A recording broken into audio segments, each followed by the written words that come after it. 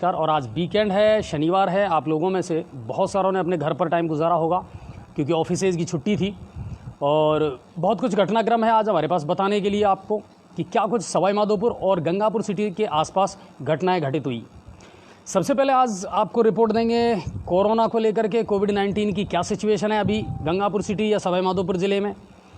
तो अभी जो ताज़ा सूरत हाल है उसके मुताबिक आज सवाई माधोपुर ज़िले में 4 नए पॉजिटिव केस पाए गए हैं और हमारे मुताबिक और जो हमारे पास रिपोर्ट्स आई हैं उनके मुताबिक एक जो केस मिला है वो वजीरपुर के पास खिदरपुर से मिला है, जयपुर में उसका ट्रीटमेंट चल रहा है। एक बाटौदा के पास बरनाला से एक पेशेंट मिला है और इसके अलावा 2 पेशेंट आज माधोपुर से नए मिले हैं। कुल मिलाकर के अगर कोविड-19 की बात की जाए तो सवाई माधोपुर ज़िले में अब तक 144 नए केस आ चुके हैं। रिकवरी रेट अच्छी है तो लोग ठीक होकर के जा भी रहे हैं और अच्छी बात है कि वो नेगेटिव करार दिए जा रहे हैं और वो अपने घर जा रहे हैं। तो कोरोना का जो सिलसिला है वो लगातार अब ऐसे ही जारी रहेगा, इक्का दुक्का केस आते रहेंगे, लोग ठीक होकर के अपने घर भी जाते रहेंगे। एक जानकारी और मैं आपको दे देता हूँ जो मैंने शायद पहले नहीं बताई थी कि मैंने खुद ने भी अपनी रैंडम सैम्पलिंग करवाई थी क्योंकि मुझे लगता था कि लगातार जब 4 महीने से हम इस तरह के लोगों के संपर्क में हैं तो हमें भी करवा लेनी चाहिए। और आप सबकी दुआओं से और शुभकामनाओं से आज मेरी रिपोर्ट नेगेटिव आई है और अगर पॉजिटिव भी आती तो भी मुझे ज़्यादा टेंशन नहीं थी। तो कुल मिलाकर के रैंडम सैम्पलिंग आप लोग भी अगर करवाना चाहें तो करवा सकते हैं ताकि आपके मन का कोई भी डाउट है तो वो निकल जाए और स्वस्थ रहें और सतर्क रहें अपने घर में। और ये कोरोना की अपडेट थी। अब चलते हैं क्राइम रिपोर्ट्स की तरफ कि क्या कुछ सवाई माधोपुर और गंगापुर सिटी में क्राइम्स को लेकर के हुआ।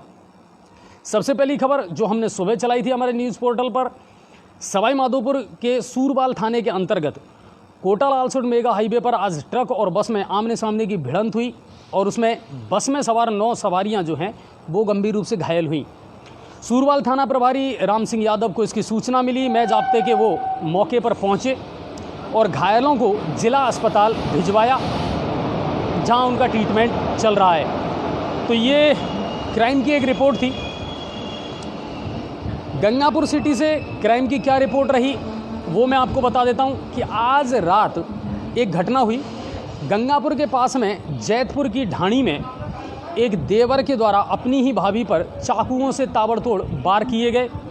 दरअसल मामूली किसी कहासुनी को लेकर के और देवर ने एक कदम उठाया, अशोक बैरवा और उसकी भाभी लखनबाई बैरवा चाकुओं के वार से घायल हुई और बाद में नज़दीकी तलावड़ा चौकी को इसकी सूचना दी गई। तलावड़ा चौकी प्रभारी वहां पहुंचे और उन्होंने आरोपी को हिरासत में लिया, साथ ही घायल महिला को राजकीय अस्पताल गंगापुर सिटी पहुंचाया जहां उनका अभी भी इलाज जारी है। मामला सदर थाना गंगापुर सिटी के अंतर्गत ये आता है और पुलिस इसकी जाँच करेगी। आज सर्पदंश से एक महिला की मौत की भी खबर आई है। दरअसल अंधविश्वास के चलते मैं तो ये मानता हूँ कि ये ज़िंदगी ख़त्म हुई है। अगर समय पर परिजन उन्हें लेकर के हॉस्पिटल पहुँच जाते तो शायद उनकी जान बचाई जा सकती थी, लेकिन अंधविश्वास 21वीं सदी में अभी भी भारत में हावी है। और बावरिया समाज की ये महिला थी, खेतों में काम कर रही थी और सांप ने उसे डस लिया। उसके बाद परिजन उसे लेकर के बाबाओं के या झाड़ फूँक का जो करवाते हैं सिस्टम वो करवाया। इसमें लगभग आधे एक घंटा उनका ख़राब हो गया और उसके बाद वो लोग जब उसे अस्पताल लेकर के आए तो डॉक्टरों ने उसे मृत घोषित कर दिया। ये मांडा की झोपड़ी मेंढापुरा का मामला था। तो सर्पदंश से एक महिला की मौत का एक मामला क्राइम के अंतर्गत आया। इसके बाद अगली खबर जो आई वो बामनवास से आई थी। दौसा गंगापुर रेल लाइन का काम इस समय चल रहा है और पिपलाई के नज़दीक दरअसल भरत का काम चल रहा था। ट्रैक्टर ट्रॉली पलटने की एक सूचना आई। ट्रैक्टर ट्रॉली पलटी, लेकिन शुक्र यह है कि कोई जनहानि नहीं हुई। मिट्टी डालने का वो काम कर रही थी ट्रैक पर और इस दौरान जब ज़बरदस्ती ड्राइवर उसे ऊपर चढ़ाने का प्रयास कर रहा था तो ये दुर्घटना हुई, लेकिन कोई बड़ी जनहानि इसमें नहीं हुई। अगली खबर की अगर बात करें कि कहाँ से आई है तो वो भी मैं आपको बता देता हूँ। थोड़ा सा चलते हुए हम बात करेंगे। आप मेरे पीछे देख रहे हैं ट्रेन आकर के खड़ी हुई है, बांद्रा अमृतसर पश्चिम एक्सप्रेस। और सपोट्रा से एक बड़ा मैटर आया था कि एक विधवा महिला के साथ सामूहिक दुष्कर्म की घटना हुई। सपोट्रा में किसी मकान में उसको 2 दिन तक बंदी बना करके रखा गया और 2 व्यक्तियों के द्वारा उसके साथ दुष्कर्म की घटना को अंजाम दिया गया। पेंशन दिलाने के बहाने उस महिला को बरगलाया गया और फिर उसके साथ में इस दुष्कर्म की घटना को अंजाम दिया गया।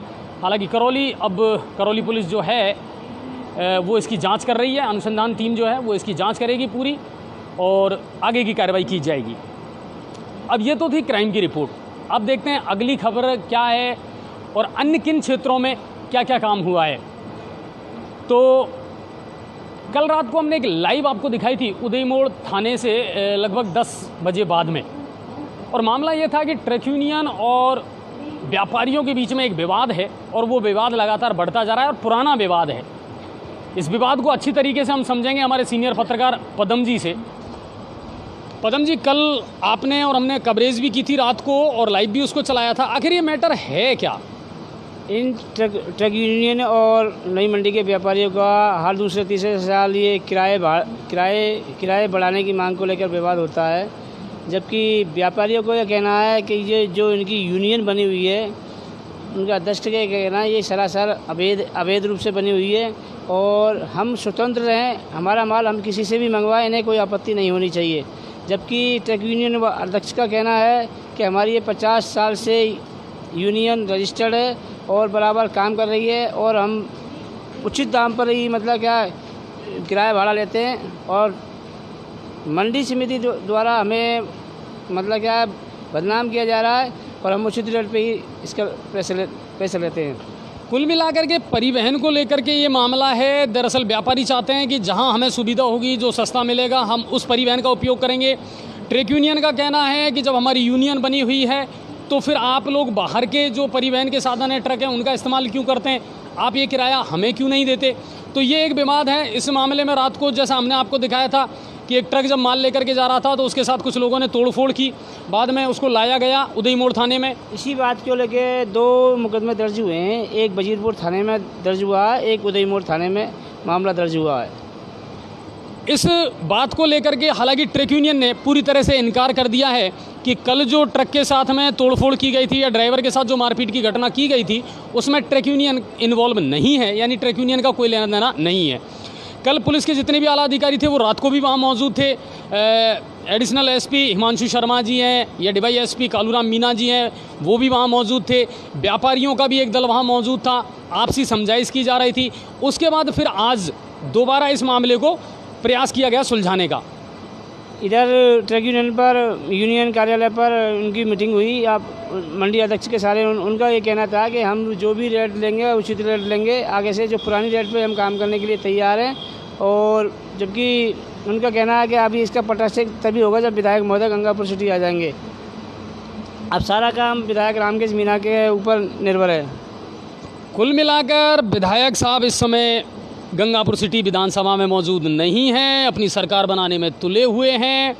अब सरकार बने तो कैसे बने वो बाद का विषय है, लेकिन लोग परेशान हैं अव्यवस्थाओं को लेकर के, समस्याओं को लेकर के, तो ये देखना पड़ेगा। ट्रक यूनियन और व्यापारियों के बीच का ये मैटर था। इसके बाद अब हम चलते हैं कि आज नगर परिषद के द्वारा कहाँ और कौन कौन से काम किए गए। लाइव भी हमने चलाया था। सैनिक नगर तक का जो एरिया है उसमें बड़े नालों की आज नगर परिषद ने सफाई करवाई है। अच्छी बात है, हम भी समय पर मौजूद थे और बड़ी बारीकी से हमने देखा है बड़े नालों की सफाई की जा रही है। कचरा जो निकल रहा है, गंदगी जो निकल रही है, उसको साफ भी किया जा रहा है और वहाँ से उठाया भी जा रहा है। लेकिन पदम जी, कहीं ना कहीं बड़े नालों की सफाई के साथ साथ एक प्रॉब्लम और है कि नाले तोड़े जा रहे हैं या टूट जाते हैं, तो उस पर भी कहीं ना कहीं उन नालों की एक तो पुनर्निर्माण करवाना ज़रूरी है। दूसरी बात कि बहुत सारे नाले ऐसे हैं जिनकी साइज़ फिक्स नहीं है, कहीं वो नाला 4 फीट चौड़ा है, कहीं वो 2 फीट चौड़ा है, तो ये भी एक विषय तो है। इसमें ऐसा होता है जो नए आदमी जो प्राइवेट आदमी है उनसे करवाया जा रहा है, उन्हें ज्ञान नहीं है नाला निकालने का। जबकि नगर परिषद का जो JCB है, गोपाल चालक है, उसको अच्छी तरह से मालूम है जहाँ वो काम करता है वो तो ठीक होता है, लेकिन जो नए काम JCB ड्राइवर करता है उन्हें तो अपनी मजदूरी से काम होता है। नाला टूटे तो टूटे, उन्हें क्या दिक्कत है। तो ये थोड़ा सा एक सोचने का विषय ज़रूर है नगर परिषद के पास में कि देखिए लोगों का नुकसान तो होता है। अच्छा, इसके बाद में एक चीज़ का खबर का असर ज़रूर हुआ कि आज फवारा चौक पर जो पुलिया साफ़ की गई थी और उसका जो मलबा 4-5 दिन से वहाँ पड़ा हुआ था, आज उसको नगर परिषद के द्वारा उठवा दिया गया है, तो ये अच्छी बात है। इसके अलावा उस पुलिया का दोबारा से निर्माण करने के लिए जो मटेरियल है वो भी वहाँ पहुँचा दिया गया है, यानी उस पुलिया का दोबारा से जो निर्माण है वो अब दोबारा से करवाया जाएगा। तो धन्यवाद देते हैं हम नगर परिषद को कि हमारी खबरों का वो पूरी गंभीरता के साथ एक्शन लेते हैं और कचरा उठवाया जा रहा है। इसके अलावा पुलियाओं का जो है वो निर्माण भी अब करवाया जाएगा। इसी तरह कुछ नाले भी क्षतिग्रस्त हैं, तो मैं चाहूँगा कि आप उन पर भी थोड़ी सी मॉनिटरिंग करें और उन नालों को भी अगर ठीक करवा दिया जाए तो ज़्यादा बेहतर होगा। नगर परिषद द्वारा और पुलिस प्रशासन के सहयोग से आज बाज़ार में सुभाष बाज़ार है, उसके साथ साथ और भी जो बाज़ार हैं उनमें जाकर के आज व्यापारियों के चालान काटे गए, जुर्माना किया गया। और जुर्माना किस बात पर किया गया?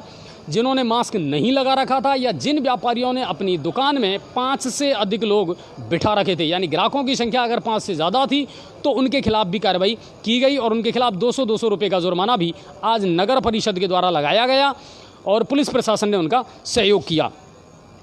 ब्राह्मण युवा प्रकोष्ठ महूकला के द्वारा आज सराहनीय काम किया गया, वृक्षारोपण का काम किया गया मोक्षधाम और भगत सिंह उद्यान में, तो धन्यवाद। अच्छा, ये जो मोक्षधाम है इसका काम भी ब्राह्मण समाज महूकला जो है उसने बहुत सराहनीय करा है। सर, आप और हम तो जुड़े रहे हैं कि बहुत सारे काम मोक्षधाम में महूकला का जो प्रशासन है ब्राह्मण समाज वाला जो है उन्होंने अच्छा काम किया है और उसकी सूरत बदल करके रख दिया मोक्षधाम की महूकला की। बिल्कुल अच्छा काम किया ब्राह्मण समाज द्वारा। अंतिम यात्रा के दौरान तो मतलब सही ढंग से निकले और इसलिए उनको धन्यवाद के पात्र है पूरा ब्राह्मण समाज। नहीं, ब्राह्मण समाज महूकला इस मुहिम में काफ़ी लंबे टाइम से लगा हुआ था और उन्होंने सबने मिल करके बिना किसी सहायता के अपने दम पर उस मोक्षधाम की सूरत बदल करके रख दी और अब वहाँ अच्छी सुविधाएं हो गई हैं।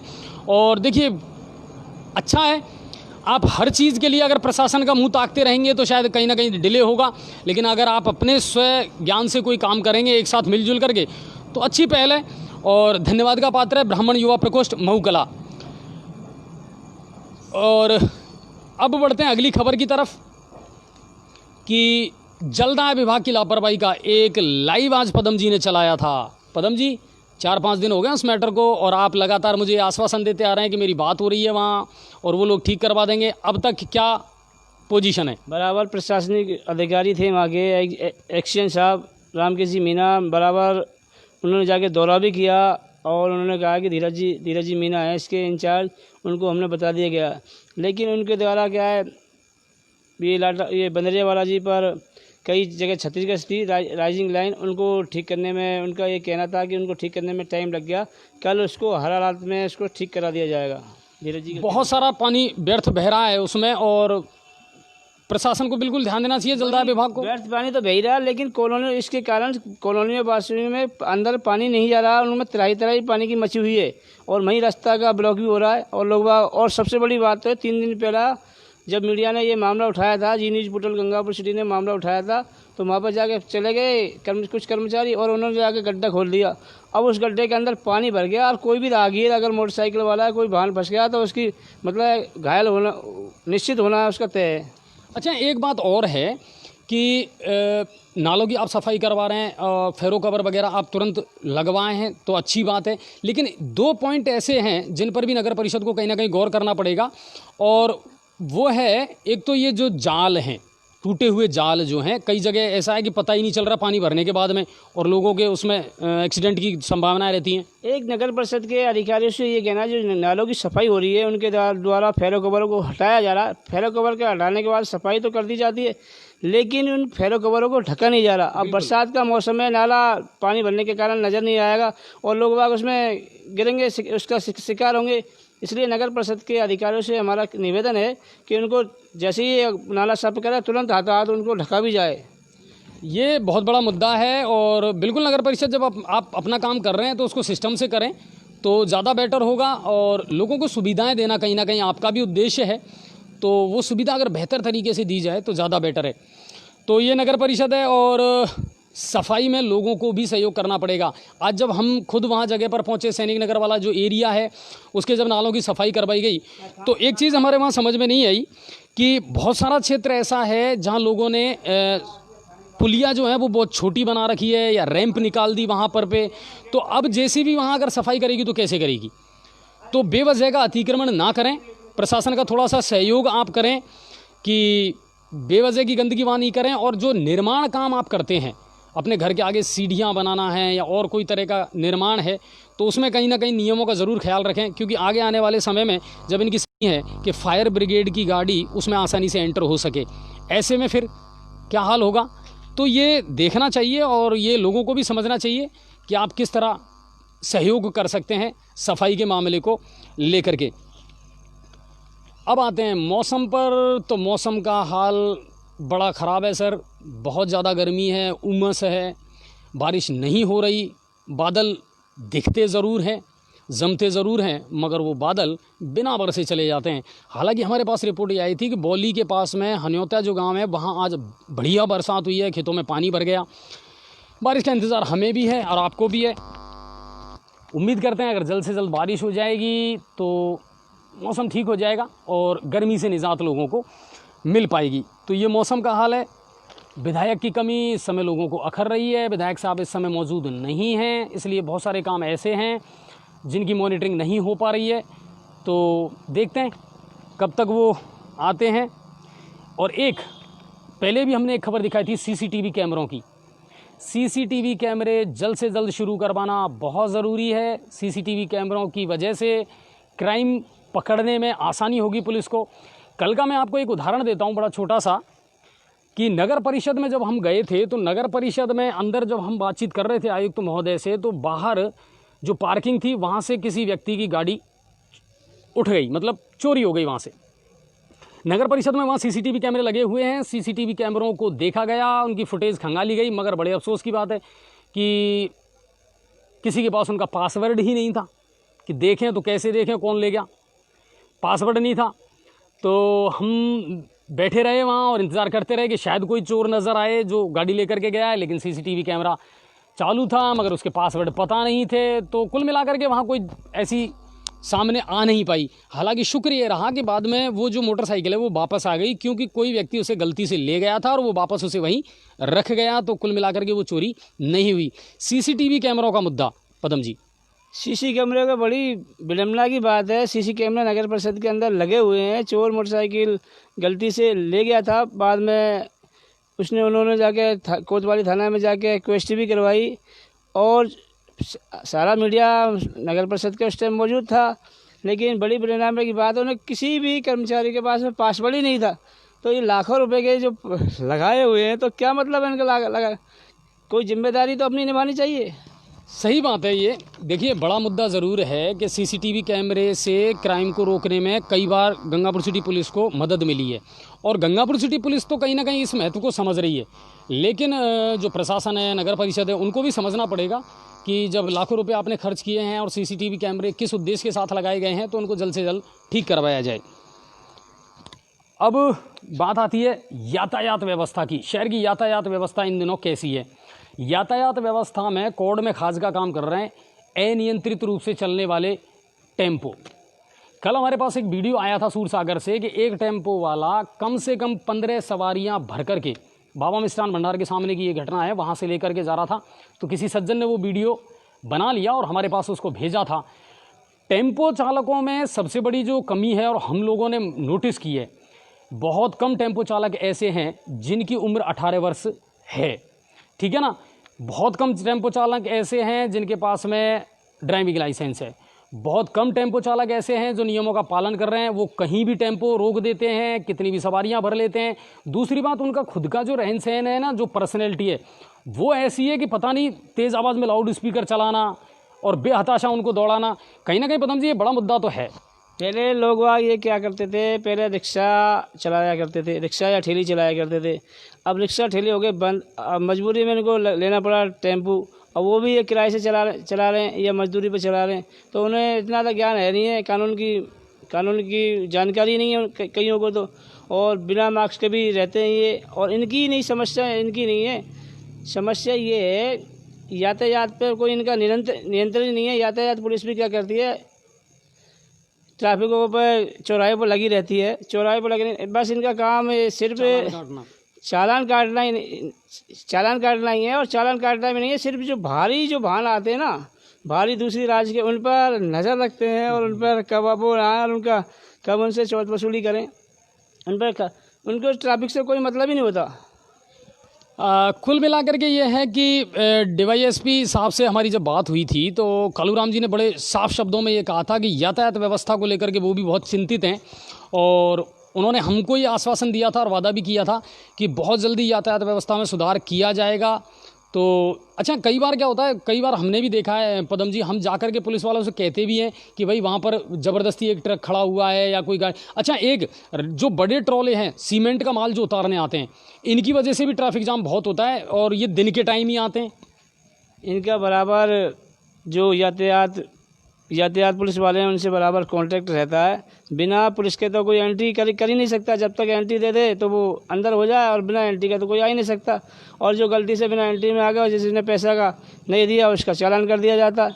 और यातायात ओसवाल चुंगी नाका पे यानी कि चौकी वो बनी हुई है, तो वहाँ पे सैकड़ों गाड़ियाँ खड़ी रहती हैं अवैध रूप से और पूरे रास्ते को जाम करते हैं बिल्कुल।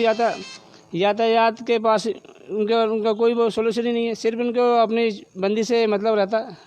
तो कुल मिलाकर के ये है कि यातायात व्यवस्था को जल्द से जल्द सुधारना पड़ेगा, उसको दुरुस्त करना पड़ेगा, क्योंकि शहर की आबादी जिस तेज़ी से बढ़ती जा रही है, जिस तेज़ी से व्हीकल बढ़ते जा रहे हैं, तो कहीं ना कहीं शहरीकरण का जो दबाव है वो भी अब शहर पर पड़ता जा रहा है। यानी सड़कें छोटी होती जा रही हैं और लोग फैलते जा रहे हैं और बढ़ते जा रहे हैं। तो यातायात व्यवस्था को सुधारना पड़ेगा। बिजली विभाग द्वारा ग्रामीण क्षेत्र में आज बिजली चोरी के मामले पकड़े गए, लोगों की बीसीआर भरी गई। अलीगंज, खुंटला की ढाणी, बहुत सारे गांव हैं जिनमें काफ़ी वसूली आज विद्युत विभाग ने की है और बीसीआर भरने की कार्रवाई की है। बिजली विभाग से हमारा यही कहना है कि अगर कोई चोरी कर रहा है तो बिल्कुल आप पकड़िए, कार्रवाई की जानी चाहिए, मगर थोड़ी सी मुस्तैदी अब लाइट में भी दिखाएं कि गंगापुर की जो सप्लाई बार बार अघोषित जो कटौती आप लोग कर रहे हैं उसको भी सुधारने की ज़रूरत है। तो ये था। इसके अलावा एक और मैं जाते जाते आपको जानकारी दे दूं कि 20 जुलाई से केंद्र सरकार ने नियमों में कुछ बदलाव किया है। अब आपको गोरा करने वाली फेयर एंड लवली का नाम बदल जाएगा। जी हाँ, फेयर एंड लवली का नाम बदलने वाला है और वो इसलिए बदलने वाला है कि 20 जुलाई से सरकार ने उपभोक्ता संरक्षण कानून जो है उसमें संशोधन किया है। यानी उसके मुताबिक अब आप कोई भी भ्रामक विज्ञापन या गलत विज्ञापन नहीं दे सकते जिसका कोई असर ना हो, कोई इफेक्ट ना हो। इस तरह की जानकारी आप विज्ञापनों के माध्यम से नहीं दे सकते। मोटा करने वाली, पतला करने वाली बेल्ट है ना, कुछ बाबाओं की दवाएं आजकल चल रही हैं। ऑनलाइन शॉपिंग पर भी ये नियम लागू होगा, ये मैं आपको बता देता हूँ। ऑनलाइन शॉपिंग जो है, ऑनलाइन जो मामला है, अगर वो भी फर्जी पाया जाता है तो उसके खिलाफ भी कार्रवाई होगी। आप क्या कहना चाहोगे? चाहिए लोगों को, जिनसे लोगों के साथ में आम ठगी होती है। और बारिश की बूंदें शुरू हो चुकी हैं, आप आवाज़ सुन रहे होंगे। जिस चद्दर के नीचे हम खड़े हैं, प्लेटफॉर्म पर खड़े हैं, वहाँ तेज़ बारिश अब शुरू हो चुकी है। तो राहत की बूंदें, शायद खबरों का असर इंद्र भगवान पर भी हुआ है और उन्होंने बारिश कर दी, क्योंकि गर्मी बहुत ज़्यादा थी सर। तो ये आज तक की खबर थी, इसके अलावा और कोई खबर नहीं थी। सब सुरक्षित और सतर्क रहें, खुश रहें। कल संडे है, अपने परिवार के साथ एंजॉय कीजिए और किसी न किसी हस्ती से आपकी मुलाकात हम ज़रूर करवाएंगे। बहुत तेज़ बारिश इस समय गंगापुर सिटी में शुरू हो चुकी है और आपके और हमारे लिए, सबके लिए खुशी की बात है। तो जी न्यूज़ पोर्टल को एंजॉय करते रहिए, कमेंट्स ज़रूर करें और ज़्यादा से ज़्यादा शेयर करें। धन्यवाद, शुक्रिया, शुभ रात्रि, नमस्कार।